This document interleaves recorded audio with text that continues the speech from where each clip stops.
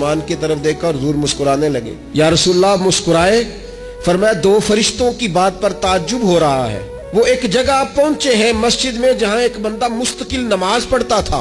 उन्होंने उस बंदे को ढूंढा है, मिला नहीं है, तो रब की बारगाह में अर्ज करते मालिक वो तेरा बंदा, पहले हम उसका नामा अमाल में नेकियां लिखा करते थे, मस्जिद इस कोने पर बैठा करता था, अब नजर नहीं आ रहा है। तेरी तकदीर की रस्सी ने जकड़ लिया, मुर्शद मेरा शोबाज इलाही ते हुन जा रले संग हबीबा, तकदीर अल्लाह दी ने छिकियां डोरा, हुन मिलसी नाल नसीबा।